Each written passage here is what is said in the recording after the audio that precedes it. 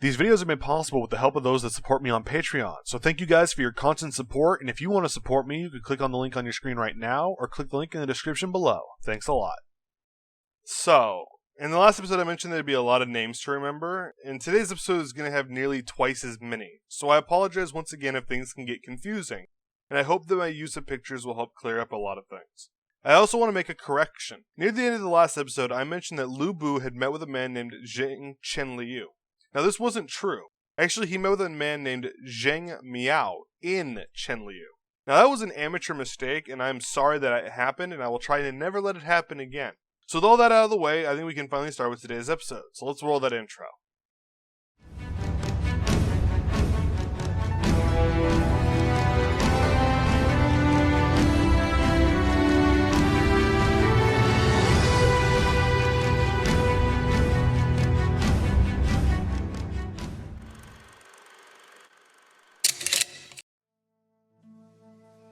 In the last episode, I discussed the early career and trail of betrayals of Lu Bu, and his journey from Chang'an to Chenliu. Along the way, Lu Bu spent some time with Yuan Shu and Yuan Shao before going to meet with Zheng Miao. The friendship that they would strike up would be the first push needed to pull Lu Bu toward his demise. My name is Valle, and I want to thank you for tuning in to the 4th episode of the history of the Three Kingdoms.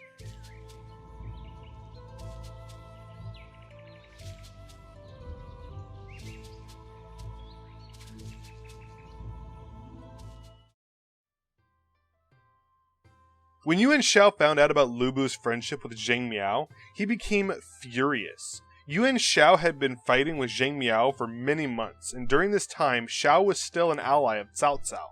This made Zheng Miao afraid that there would be a possibility that Cao Cao and Yuan Shao would combine their forces to attack him. What made matters worse for him was that Chenliu, the region which Zheng Miao had command of, was still within the Yan province, which was under the control of Cao Cao. This was a recipe for disaster for him, and he knew it. He knew that he would not be able to avoid the conflict, so when the first chance arose, Zheng Miao decided to make the first move. And he wouldn't have to wait long either. In the year 193, Cao Song, the father of Cao Cao, was killed by a subordinate of the Zhu province governor, Cao Jian. In response, Cao Cao led his armies into Zhu province and killed thousands, soldiers and peasants alike. The merciless nature of Cao Cao led Cao Jian to retreat to the city of Tianqian. When Cao Cao couldn't conquer the city, he was forced to retreat due to his army finally running low on supplies. 1 year later, in the year 194, Cao Cao once again marched into Zhu province to finish what he had started. After Cao Cao left, Zheng Miao, at the urging of his younger brother Zheng Qiao, and several of Cao Cao's subordinates, rebelled against Cao Cao. I might as well pause here to let you guys in on a little secret. While I personally am sticking nearly completely to the historically accurate version of the events leading up to the Three Kingdoms era, mainly because to me it's more interesting. I mean, what's more amazing to you? 3 men fighting Lu Bu at the same time and coming out as a tie? Or 1 man leading an army so disciplined that when they were busy partying and drinking one night and heard enemy forces were marching to fight them, without saying a word or lifting a finger, his men all prepared for battle with such determination and efficiency that they actually scared their enemy into retreating without a drop of bloodshed? Well, with that said, I'm going to admit right now, there's going to be a serious leak of the romanticized story in today's episode, because honestly, I think it makes for a much better ending to our tale. Don't worry though, you'll be told the truth as well, and I'll leave it up to you to decide which story you prefer. Anyway, among these usurpers was a man named Chen Gong, who urged Zheng Miao to allow Lu Bu into Yan province. In turn, with the help of the traitors, Lu Bu took control of the city of Pyongyang, and was declared the governor of Yan province. All but 3 of the commanderies within the Yan province would also turn on Cao Cao and join sides with Lu Bu. When Cao Cao had received word that Lu Bu had taken control of Yan province, he was forced once again to end his campaign into Zhu province and lead his armies back to Yan province to confront the traitors. Cao Cao and Lu Bu's armies met in battle at Pyongyang, but neither side were able to overcome the other in combat. Cao Cao was forced to lay siege to Pyongyang for over 100 days, and to make matters worse for the people who were in there, it was during this time that Yan province was suffering from swarms of locusts and droughts. This meant that many people were suffering from famine and would even have to resort to cannibalism to survive. The siege was so effective that Lu Bu was forced to move his base of operations from Pyongyang to Chang'an, and within 2 years, Cao Cao had managed to take back control of all of his territories. It cemented his control by defeating Lu Bu in battle in Zhuye.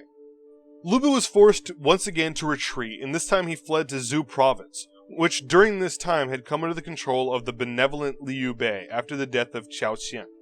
Lu Bu was welcomed warmly by Liu Bei, and in turn he treated Liu Bei with the utmost respect.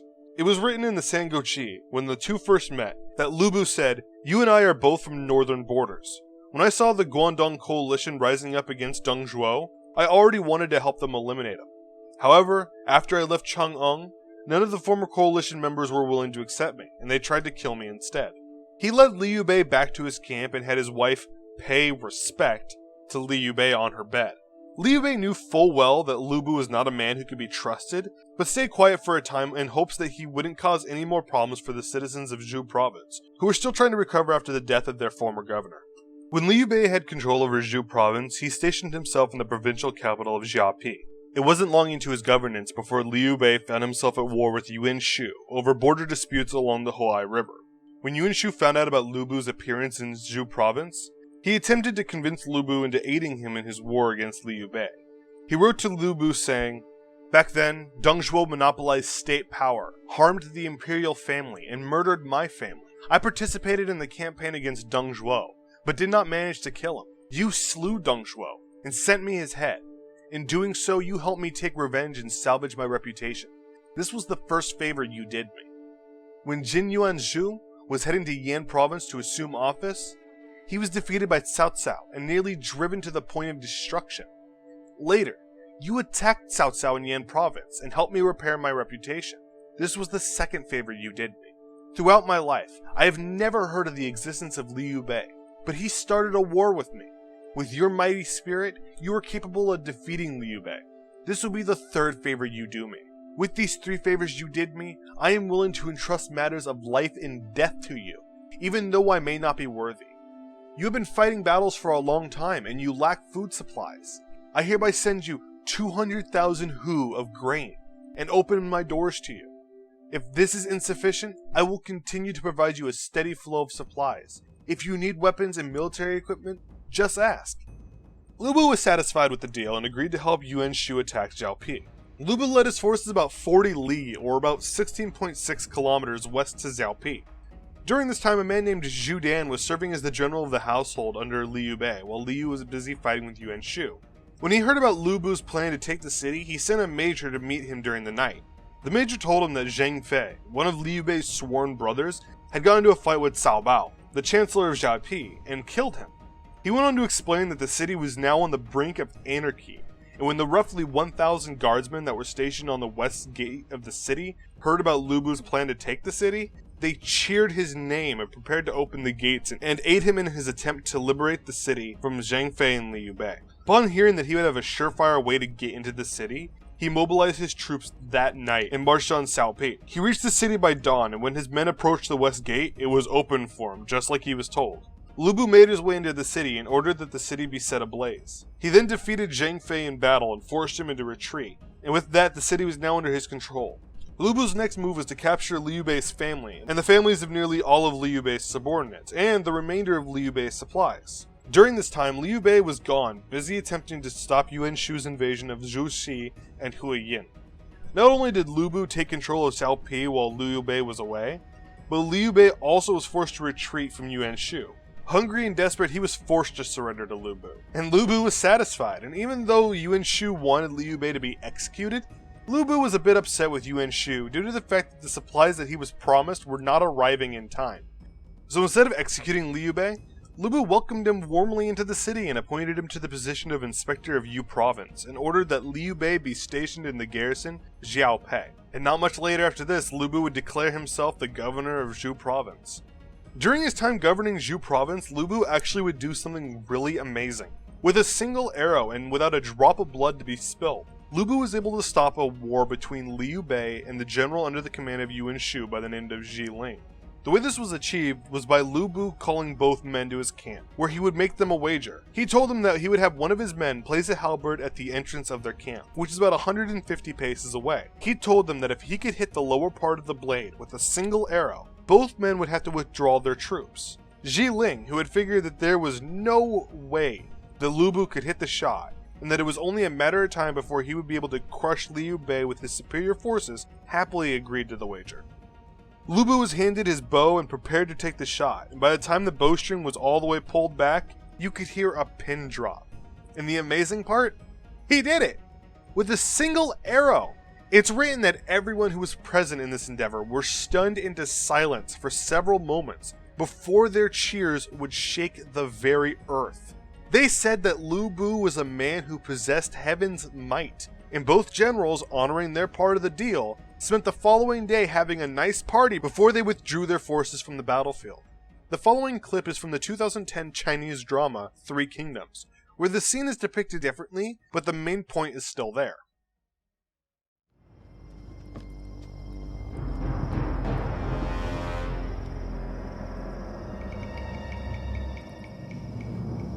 此去辕门不少120步。如果我一箭射中己上小支，你们则罢兵言和；如果射不中，你们只管厮杀。是战是和，俱凭天意。你们看是如何？天下无人能射这么远，更何况射中己上的小支？不可能，万万不可能！ 事到如今，是战是和，尽凭天意吧。但愿天助吕布，此箭中地。贼吕布，吹牛皮！将军请。将军请。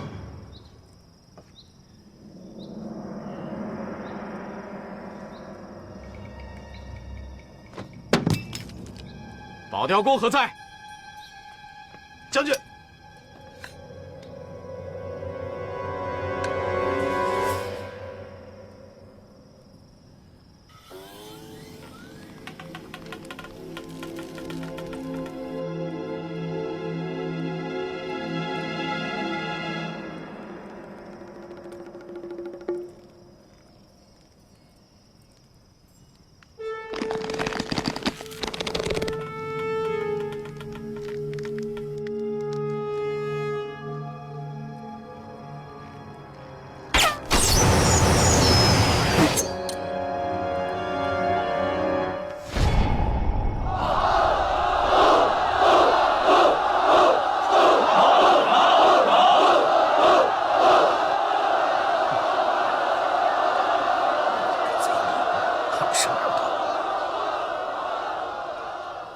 看到了吧？这是上天令你们罢兵言和，谁敢违背天意，我吕布只有替天行道，再射一支金鳞箭，将他穿胸而过。在下退兵。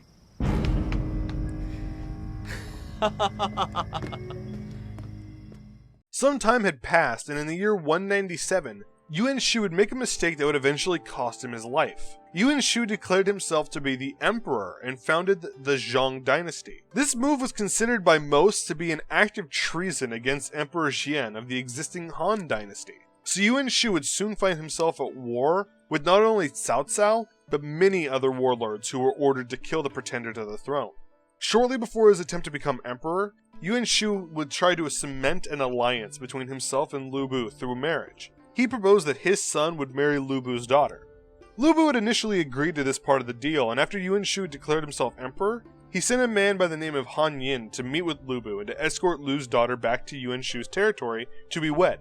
However, shortly after Han Yin's departure, Lu Bu remembered that Yuan Shu had turned on him after he sought shelter after fleeing Chang'an. So Lu Bu sent his men to chase down Han Yin and bring back his daughter. They also captured Han Yin, who was executed soon after. This would be the first unofficial announcement that Lu Bu would side with the Han against Yuan Shu.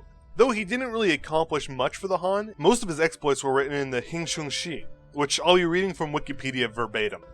When Emperor Xian was in Heidong, he once sent a written letter to Lu Bu, ordering the latter to lead his men to Heidong to escort him. As his army lacked supplies then, Lu Bu did not personally travel to Heidong, but he sent a messenger to pass a memorial to the emperor. The Han Imperial Court later appointed Lu Bu as General who Pacifies the East, and granted him the title Marquis of Pingtao. However, the emissary who was tasked with bringing the official seal to Lu Bu lost it in Shenyang. Cao Cao personally wrote to Lu Bu to console him, and also mentioned his desires to defend the emperor, pacify the empire, and help the emperor eliminate Gongsun Zan, Yuan Shu, Han Jian, Yang Feng, and others. Lu Bu was overjoyed, and he wrote another memorial to Emperor Xian. I should have come to defend your majesty, but I hear that Cao Cao is loyal and faithful, and has escorted your majesty safely to the new capital Zhu. Earlier on, I fought battles with Cao Cao. Now he has come to defend your majesty. I am a general outside of the central government, so I feared that if I brought my troops and followed Cao Cao to escort your majesty, others may doubt my intentions. As such, I chose to remain in Zhu province, and await your majesty to punish me for disobeying your order. I did not dare to make my own decision on whether to act or not. Lu Bu also wrote a reply letter to Cao Cao. I am guilty of disobeying the emperor's order, and I deserve to be punished. However, you comforted me and gave me encouragement. When I receive the emperor's decrees for elimination of Yuan Shu and others, I will, with my life, help his majesty execute his orders. Cao Cao then sent Wang Zhe, a commandant of equipage, as an emissary to bring Emperor Xian's decree to Zhu province and bestow the official seal of General who pacifies the East upon Lu Bu. Cao Cao also wrote a personal letter to Lu Bu. The officials in Shang'an offered a replacement for your official seal, which was lost there. However, the Imperial Treasury lacks gold reserves for making your seal, so I took from my personal stores. The Imperial Treasury also lacks purple silk, so I took from my stores again. You are not making wise moves. Yuan Shu committed treason when he proclaimed himself emperor, so you should break all your connections with him. The Imperial Court trusts you, which is why they were willing to send you your commission again.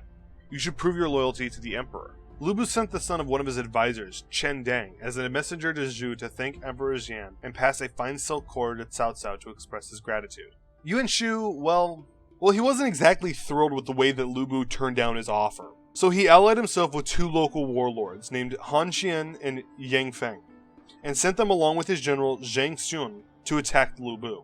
However, Lu Bu was not intimidated by the attack, and when he asked his advisor Chen Guai for a suggestion on what to do, Chen Guai told him. The alliance between Yang Feng, Han Jian, and Yuan Shu was formed by a loose assembly of their forces. They are like chickens, tied up together and cannot move in tandem. My son Chen Dang already has a plan to separate them. Lu Bu then sent a letter to Han Jiang and Yang Feng. You two generals escorted Emperor Xian to Liaoyang, while I personally killed Deng Zhuo. We all have accomplished deeds worthy of praise. Yuan Shu has committed treason, so everyone should attack him. Why do you side with the traitor instead and join him in attacking me? We should combine forces and defeat Yuan Shu, help the emperor eliminate this traitor, and achieve glory. We should not lose this opportunity now. On top of this letter, Lu Bu also promised that the three of them would split all spoils from their war. Han Jing and Yang Feng were pretty happy with the deal and helped Lu Bu attack Zheng Yun at the Battle of Xiapi, where he was defeated. They were also able to capture Cao Ryu, an officer under the command of Yuan Shu. Yuan Shu's invading forces were decimated by this loss, with many of the soldiers actually falling into the river and drowning. Not long after this, Lu Bu would take advantage of Yuan Shu's weakened state, and he, along with Han Xian and Yang Feng, led their combined forces to attack the capital of Yuan Shu's territory, Shaocheng. They came from both water and land, and made short work of any forces that stood in their way, as they plundered their way across the countryside. They didn't even reach Xiaocheng before they realized that they had made so many gains that they could just withdraw and take a break from slapping around Yuan Shu.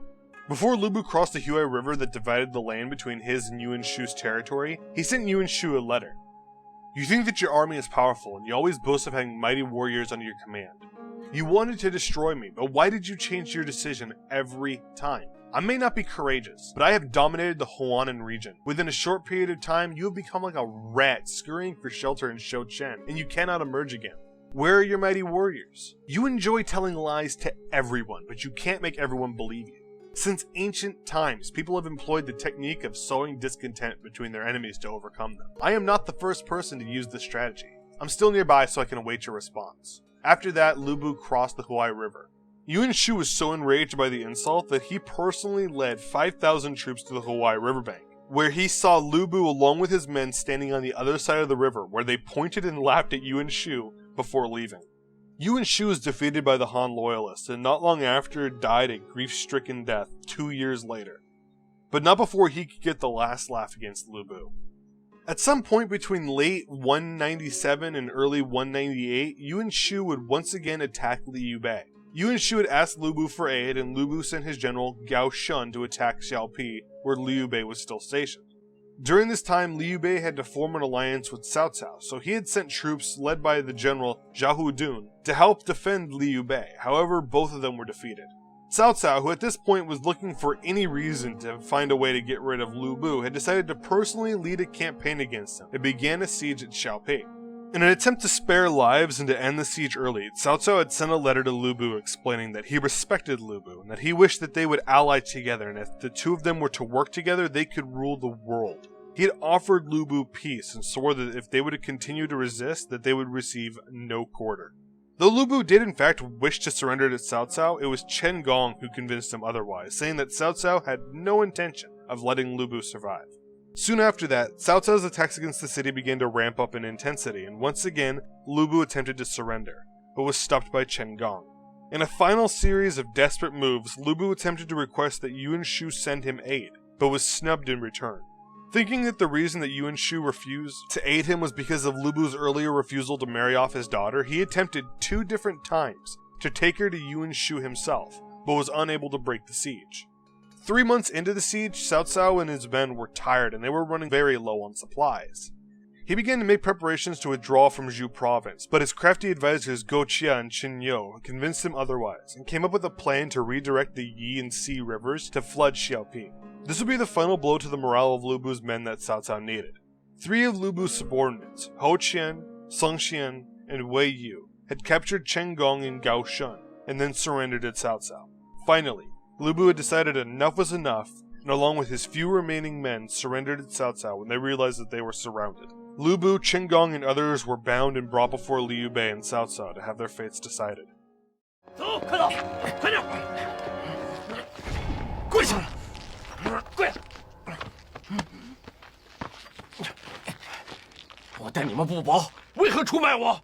吕布，你有赤兔马，渡水如履平地，你还有美妾貂蝉，你视他重于3军，为将如此，竟然还敢说待我们不薄！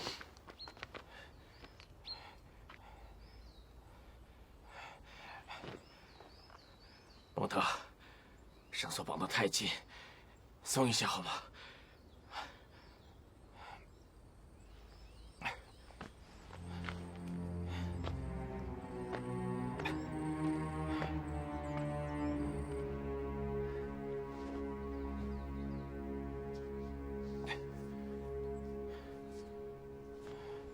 冯仙，你是一只猛虎啊，绑虎。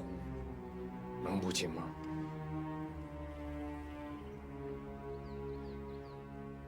王德兄，你记得你跟我说过的话吗？我说过的话有很多，不知道你问的是哪一句。你说，最怕的人是我，最敬的人也是我。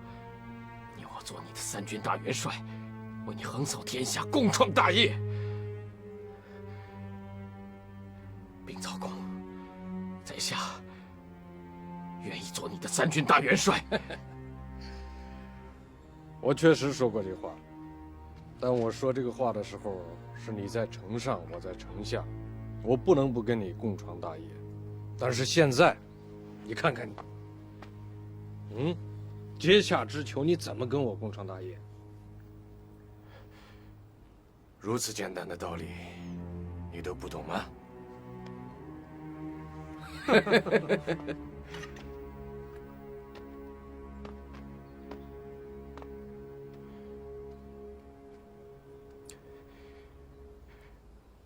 玄德贤弟，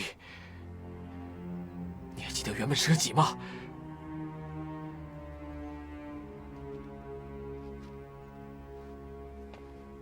记得，奉先此恩，在下永生不忘。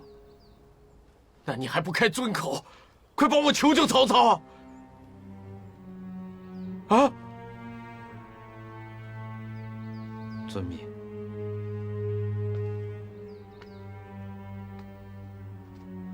禀曹公，在下有一事相求。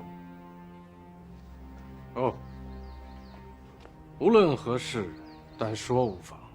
吕布曾经拜过3位义父，其一是丁原，其二是董卓，其三是王允。这3位义父都托付吕布不浅。今日恳请曹公收吕布为义子，做他的第4位义父。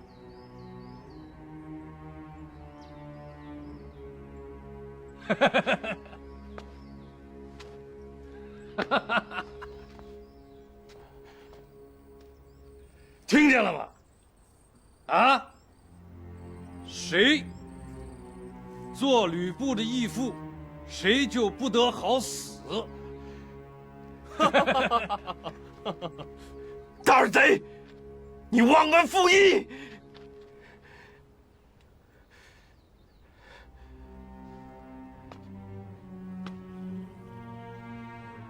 吕奉先，你也知恩义二字吗？早先我让徐州于你，就是盼望你知恩知义。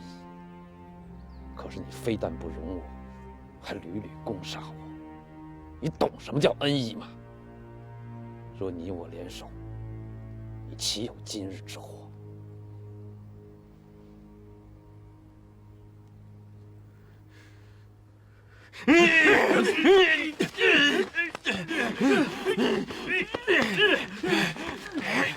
压下，走，快点，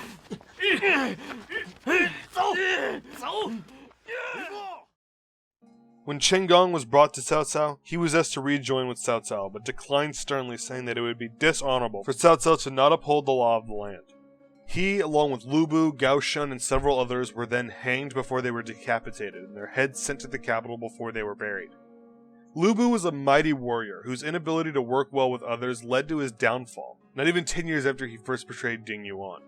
One final note that I'd like to make here is that in the Romance of the Three Kingdoms, Cao Cao had tried and pleaded to Chen Gong until his final moments, but to no avail. In reality and in fiction, Chen Gong was a man of morally righteous character, and even though he had betrayed his lord, Cao Cao still chose to provide for his family after his death. The year is 198, and we are still 22 years away from the beginning of the Three Kingdoms era. See you next time. 公台兄，我从来都不求人，但是今天，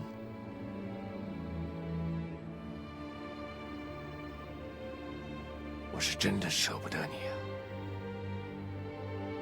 这个我知道，但是我自己真正的要走。还请孟德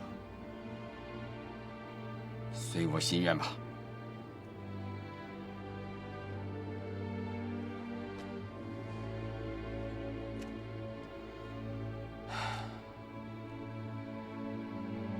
大好山河呀！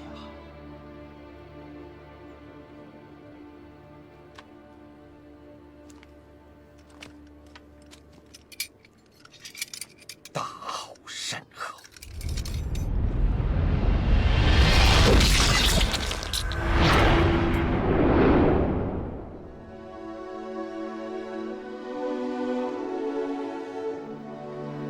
主公怎么流泪了？胡说！我怎么会流泪？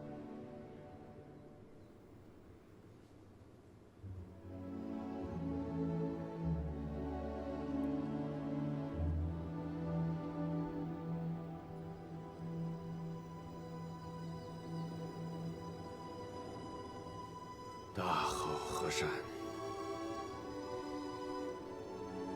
大好河山呐！